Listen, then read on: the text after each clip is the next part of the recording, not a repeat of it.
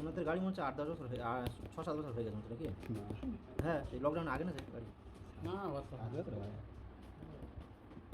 এই আর 5 যে ভার্সন 5 বেরোবে তো গাড়ি। এবারে দেখুন কালকে না পরশুদিন দেখতেছিলাম গাড়ি লঞ্চ হয়েছে, মানে ইন্ডিয়ানে আসে না এখন।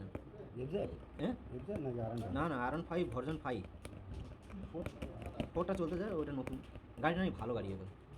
ওই সিসিটা একটু বেড়ে দেয়, ওটা 150 সিসি ছিল।